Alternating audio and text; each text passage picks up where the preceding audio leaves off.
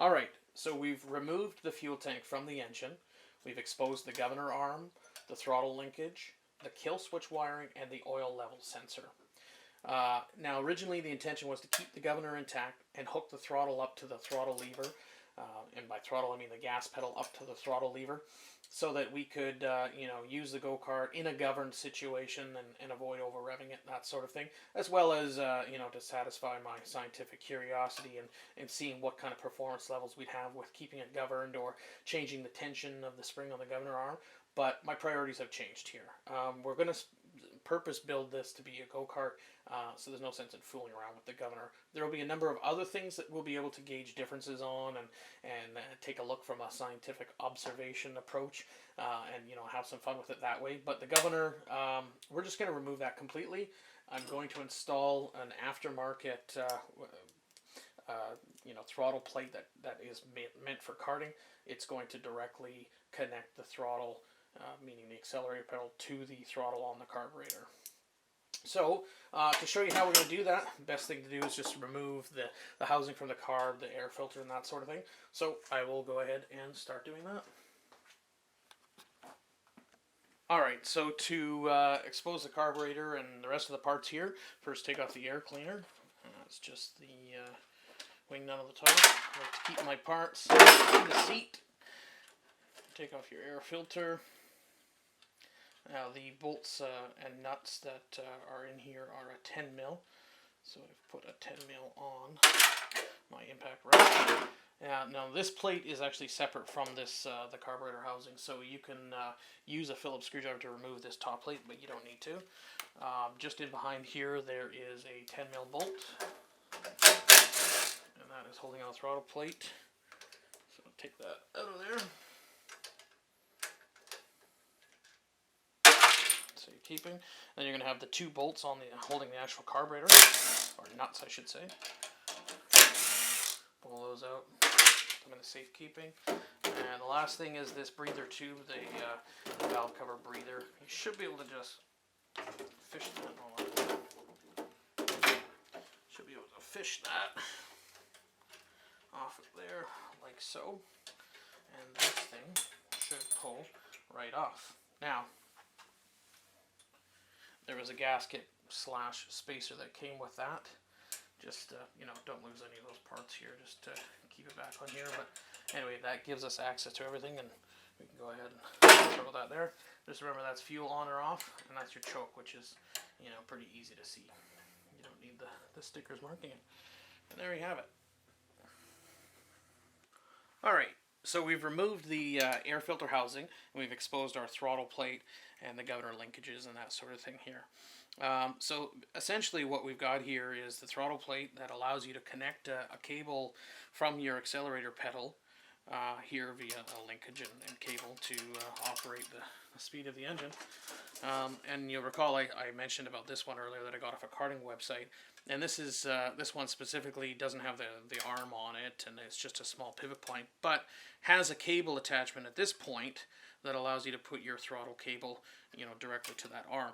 The one that came with the motor factory does in fact have a cable retainer here, and that would be useful if this engine was mounted on the other side and was going that way towards the pedal, but it's not. However, if you don't want to go out and run out and buy one of these, you can just take this cable retainer here. There is a welded nut or a pressure fit nut on the bottom here, which doesn't exist on this side as this one has, but you could certainly get one to fit.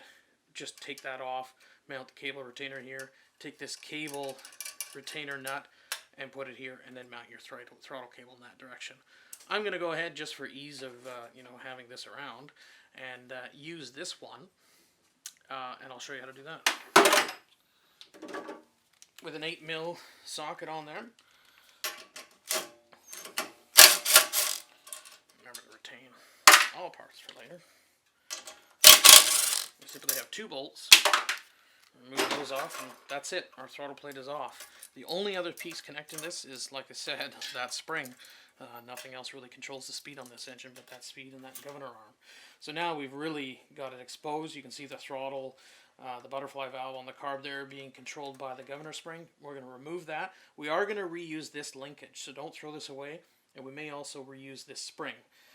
What this does is there's a tiny bit of play in that throttle linkage, and so this spring between here and the linkage arm just keeps that throttle tight against the actual linkage arm, so that it it's controlling it in a positive manner instead of slopping all over the place. So there's our stock one going, and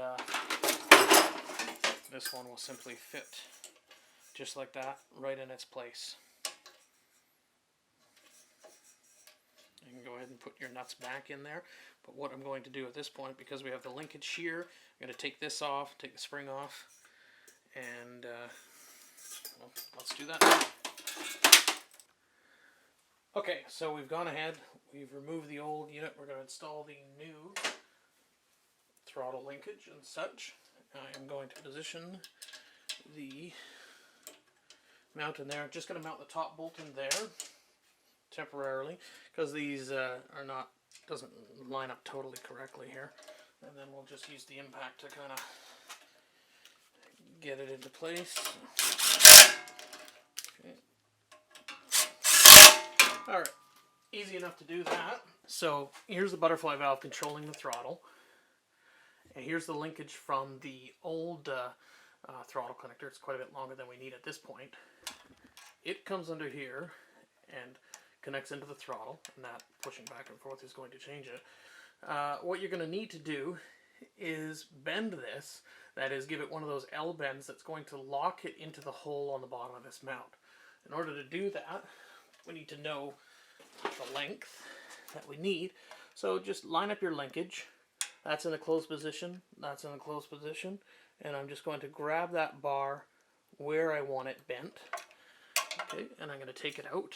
Now, we're going to bend that 90 degrees to that, and I'm just going to move that down a bit. And I'm just going to take this and bend it so we have a 90-degree bend there.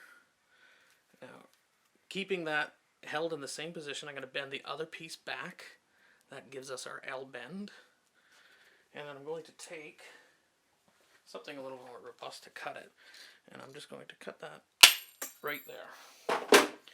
Now we have our L bend piece. So we have the piece that's going to go into the throttle on the carb, and this piece that's going to go into the throttle plate.